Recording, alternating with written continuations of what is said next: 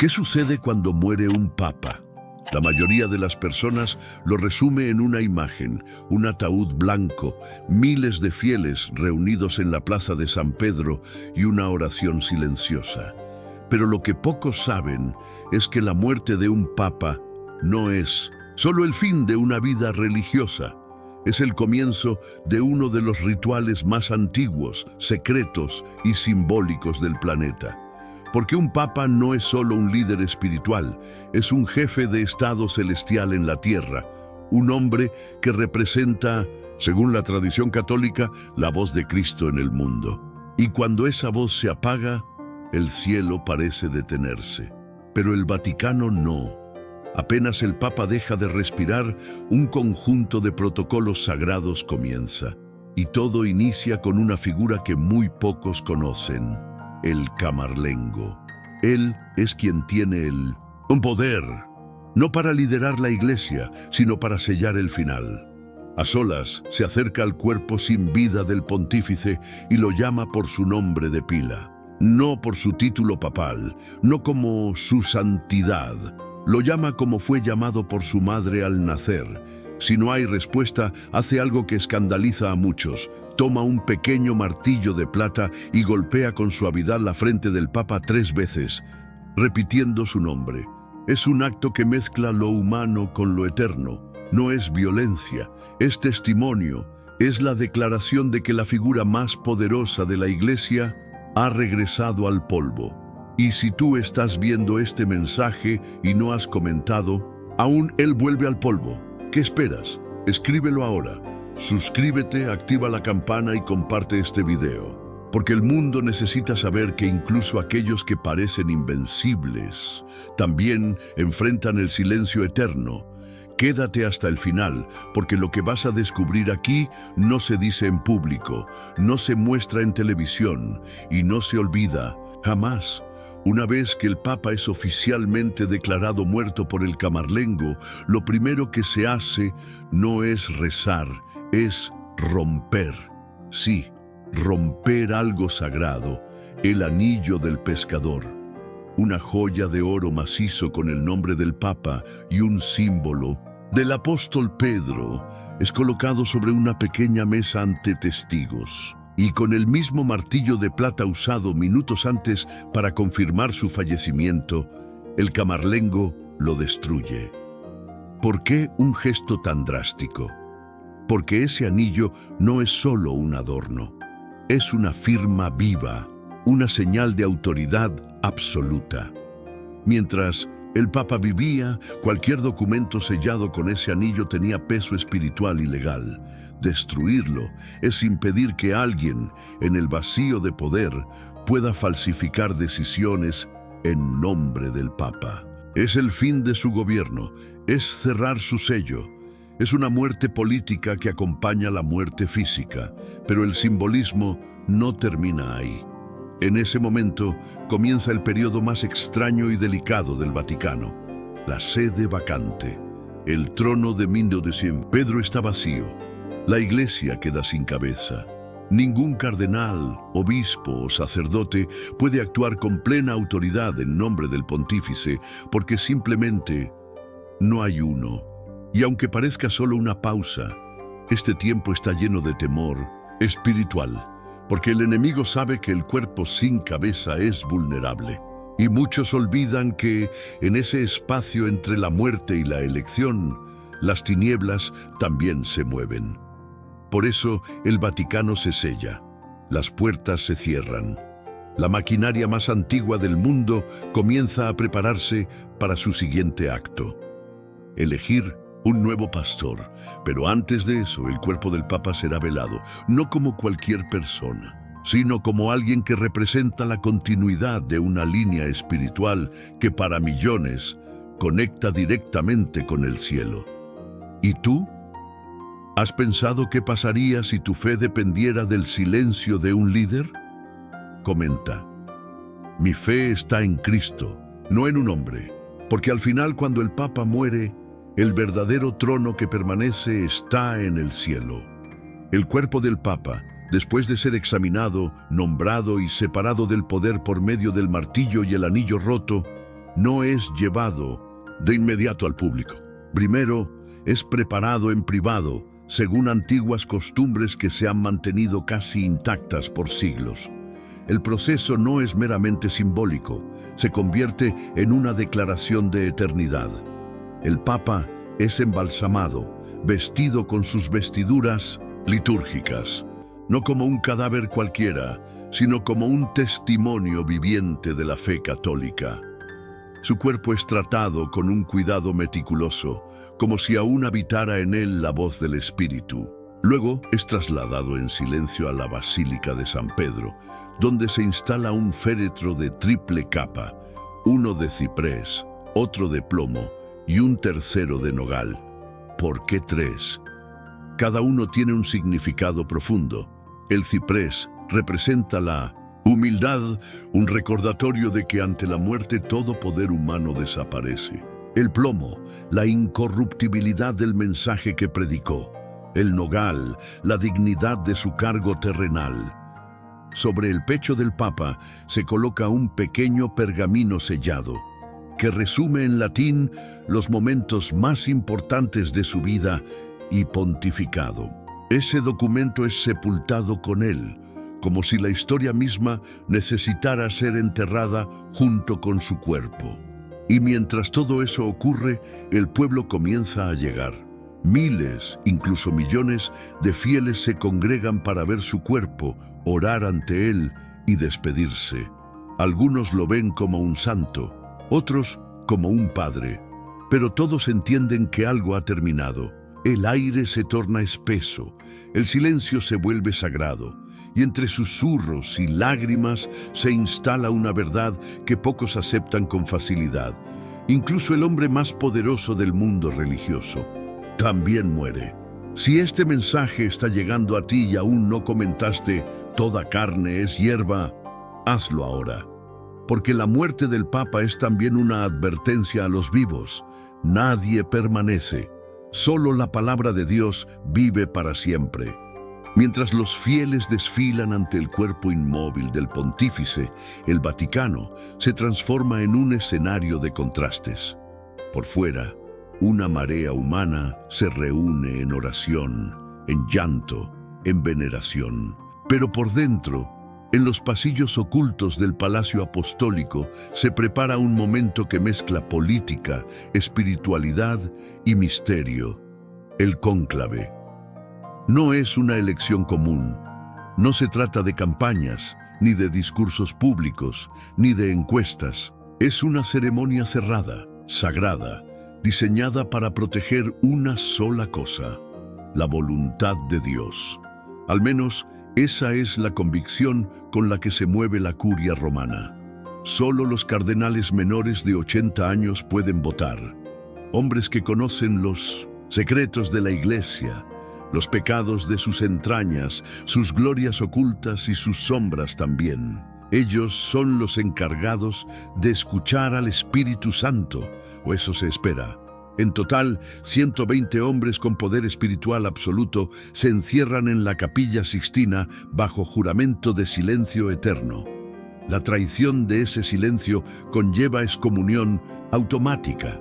Sus celulares son confiscados, sus habitaciones revisadas, las puertas se sellan. Nadie entra, nadie sale. ¿Por qué tanto secreto? Porque se cree que el espíritu no habla en medio del ruido. Y lo que ocurre allí dentro es considerado un acto de obediencia más que de estrategia. Pero el mundo desde fuera observa impaciente la chimenea instalada en el tejado del Vaticano. Es una espera casi mística. Cuando el humo es negro, el mensaje es claro: aún no. Pero cuando el humo es blanco, el cielo ha hablado. Es allí donde millones comienzan a gritar "Habemus Papam". Pero antes de ese grito, ocurren cosas que nadie ve, que muy pocos comprenden. Y es en esa tensión entre lo invisible y lo divino donde se juega el futuro espiritual de la Iglesia Católica.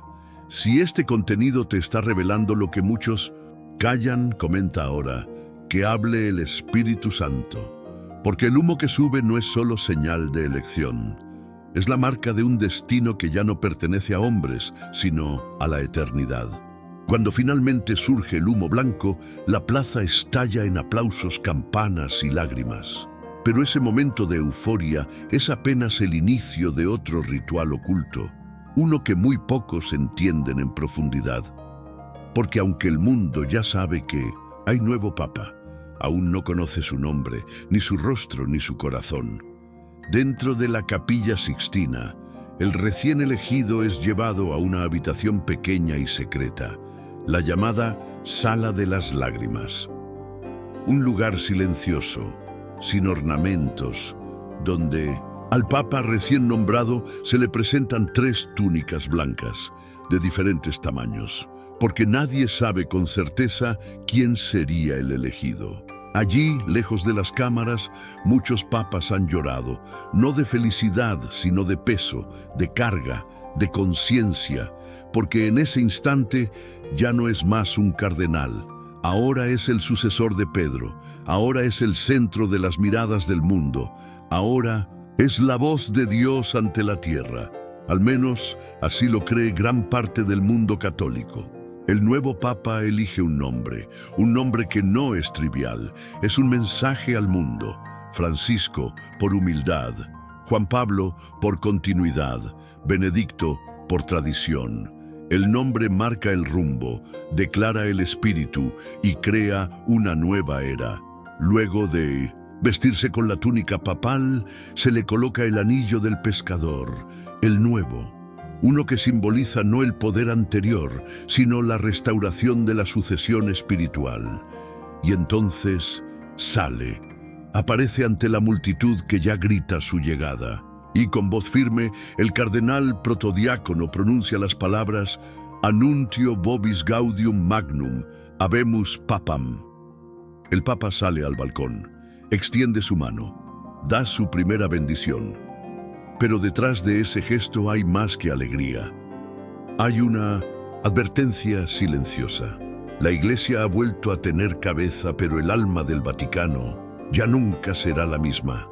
Si esta verdad te conmueve, comenta que Dios guíe a su Iglesia. Porque más allá del nombre, más allá de la vestidura, lo que está en juego no es un cargo, es la dirección espiritual de millones de almas. El mundo aplaude, los fieles lloran, los periodistas corren a investigar el pasado del nuevo Papa.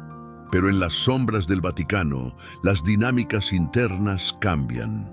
Porque cada nuevo pontífice no solo hereda una silla, hereda una estructura compleja, una curia con intereses, una iglesia con divisiones y una historia que lo observa. La elección de un papa es también una prueba de fuego espiritual. ¿Será un reformador? ¿Será un conservador? ¿Tendrá la fuerza para enfrentar escándalos, corrupciones, silencios? ¿O será simplemente una figura de transición? Todo eso se pregunta en voz baja mientras la multitud celebra. Pero hay algo que nunca se dice. El nuevo papa también sabe que su muerte ya está escrita. Desde el primer día se le prepara un protocolo funerario, una tumba, un esquema de sucesión, porque así como ha subido, un día bajará.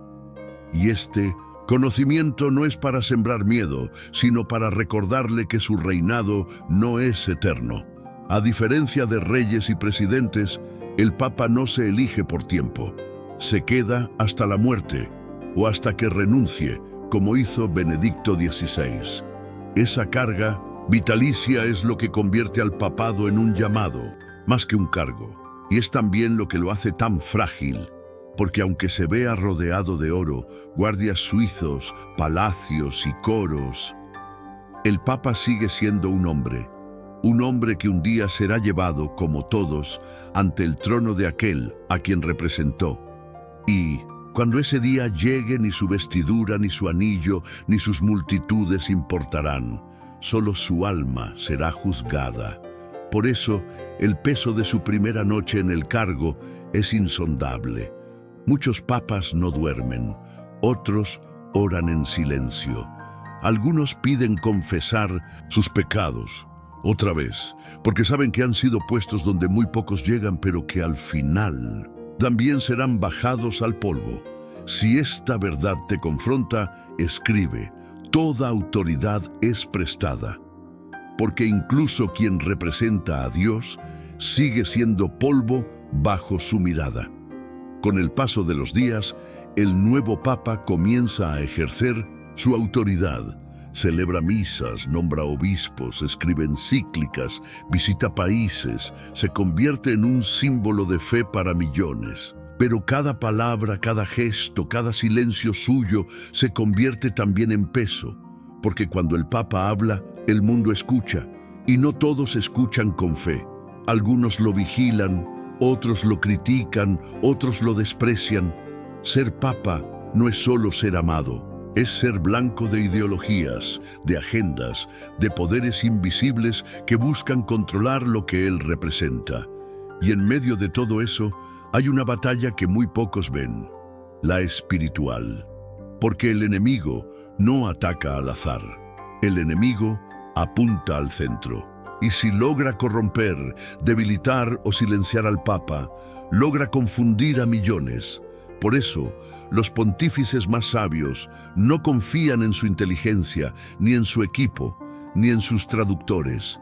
Confían en el Espíritu y en la oración silenciosa de aquellos que interceden por él desde rincones olvidados del planeta. Mientras algunos lo ven como una figura política, él lucha internamente contra tentaciones, decisiones difíciles, dudas profundas.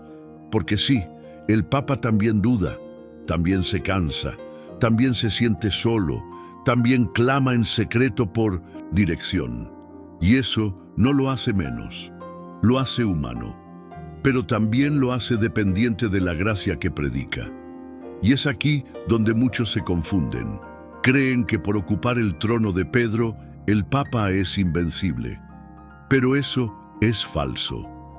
La verdadera fuerza de un Papa no está en su poder, sino en su quebranto, en su capacidad de arrodillarse cuando nadie lo ve, de llorar cuando el mundo espera firmeza, de admitir que necesita ayuda celestial, porque el verdadero Papa no es el que manda más fuerte, es el que escucha más hondo, el que se vacía para que Dios hable, el que recuerda cada noche que fue elegido entre hombres para servir al único que nunca muere. Si crees que necesitamos más líderes así, comenta: un corazón humilde guía mejor que una corona. Con el paso de los años, el rostro del Papa cambia. Se marca con arrugas que no son solo del tiempo, sino del peso que ha cargado. Sus pasos se vuelven más lentos, sus palabras más pausadas, sus silencios más largos. Y es entonces cuando surge una pregunta que muy pocos se atreven a pronunciar: ¿quién será el próximo? Porque aunque el Papa esté vivo, la maquinaria del Vaticano nunca deja de pensar en su sucesión, no por traición, sino por estructura, porque la Iglesia no puede quedar sin cabeza. Y aunque eso parezca frío, es parte de la naturaleza humana de una institución que se declara divina. Algunos papas mueren de forma inesperada, otros, como Benedicto XVI, eligen renunciar. Esa renuncia, histórica y controversial, abrió una puerta que durante siglos estuvo cerrada. La posibilidad de que un papa reconociera su límite, de que aceptara que ya no podía liderar con claridad, y que su acto más espiritual fuera dar un paso al costado. Esa decisión estremeció al mundo, no porque debilitara la figura papal, sino porque la humanizó. Y en esa humanidad se escondía una lección: nadie está por encima de su tiempo. El cuerpo envejece, la voz se apaga, la energía disminuye, pero el alma sigue siendo responsable de lo que representa. Por eso, los últimos años de un papa son también sus años más íntimos, los más reflexivos, los más verdaderos. No hay más audiencias masivas, no hay más viajes multitudinarios, solo queda Él y Dios. Y es en ese silencio donde se escriben las últimas páginas de su historia. y donde el cielo comienza a preparar el relevo, porque aunque el Papa es único, la obra de Dios nunca depende de un solo hombre. Si esta verdad te sacude, comenta: Dios nunca se queda sin instrumento, porque cuando un Papa empieza a callar, el Espíritu Santo ya está levantando a su sucesor. Y cuando llega el día, no hay aviso previo, no hay discurso de despedida, solo un comunicado breve: el Papa ha muerto. Esa frase, escrita con solemnidad y medida, desata una cadena global de reacciones. Llanto en las calles, campanas que suenan en duelo, velas que se encienden en templos de todo el mundo. Pero en el Vaticano no hay espacio para la improvisación. Todo está previsto. El camarlengo entra nuevamente en acción, repite los gestos, llama al Papa por su nombre de pila, golpea su frente con el martillo de plata. Pero esta vez ya no hay ceremonia de investidura por delante, solo el cierre. Se prepara el féretro, se activa la logística del funeral, se reúne la curia. El cuerpo será expuesto en la Basílica de San Pedro durante días, mientras miles de personas desfilan para dar su último adiós. Algunos lo consideran santo, otros político, todos lo consideran histórico. Pero más allá de la grandeza pública, lo que realmente conmueve es la fragilidad que deja su partida. Porque el mundo se da cuenta, aunque sea por unos días, de que el hombre que llevaba blanco también era mortal, también tenía días oscuros, también necesitaba oración, también se preguntó más de una vez si estaba haciendo lo correcto. Y es esa conciencia la que transforma la muerte de un papa en un espejo que refleja la brevedad de la gloria, la ilusión del control y la verdad innegable de que nadie puede sostener para siempre una corona que no le pertenece eternamente. Por eso, cuando el féretro desciende, cuando las oraciones cesan y el humo del incienso se disipa, queda una sola cosa que resuena en el alma de quien contempla con atención. El poder pasa, pero la eternidad permanece. Y cada papa, al morir, deja una advertencia silenciosa: ocúpate de tu alma, no de tu posición. Si esta reflexión tocó algo profundo en ti, comenta: nada de este mundo dura, solo Dios permanece. Porque la muerte de un papa no es solo el fin de un hombre, es el recordatorio de que el trono verdadero nunca se desocupa. Tras el entierro, tras el silencio, tras el eco de las campanas que marcaron el fin, el mundo continúa. El Vaticano se sacude el luto, los cardenales regresan a sus países, las cámaras se apagan y los fieles lentamente retoman su rutina. Pero en lo invisible algo permanece. La muerte de un papa deja un vacío, sí, pero también deja un legado. Y más que eso, deja preguntas sin respuesta. Fue fiel hasta el final. Obedeció al Espíritu en lo secreto. ¿Cuántas decisiones tomó por presión y cuántas por fe? Nadie puede juzgar plenamente a un papa.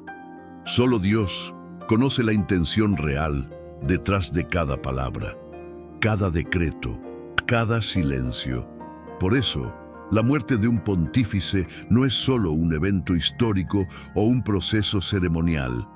Es una señal espiritual, una pausa impuesta por el cielo, un recordatorio de que incluso los líderes más visibles siguen siendo siervos de una causa que los trasciende. En el corazón de cada creyente sincero debería surgir una oración, no por la figura pública, sino por el alma del hombre que cargó el peso de representar a Cristo. ¿Quién intercede por el alma del Papa después de su muerte? ¿Quién ora por él más allá del protocolo? ¿Quién recuerda que él también tuvo tentaciones, heridas, dudas, lágrimas que nunca se vieron en público? Si tú llegaste hasta aquí, eres parte de los pocos que no solo consumen contenido, sino que buscan verdad. Y esa verdad es clara: todo poder humano acaba, toda honra terrenal cae. Toda estructura religiosa un día será juzgada no por su riqueza ni por sus edificios, sino por su fidelidad al Cordero. Que la muerte de un papa no te deje indiferente, que te sacuda, que te despierte, que te empuje a vivir no para una institución, sino para el reino. Porque cuando todo se haya dicho y todos los nombres hayan pasado, solo uno permanecerá escrito en el cielo, y ese nombre no lo lleva una tiara, lo lleva una cruz. Comenta, solo Cristo reina para siempre. Y comparte este mensaje, porque si el mundo necesita algo hoy, no es un nuevo papa, es un pueblo que viva como si el verdadero rey ya estuviera gobernando.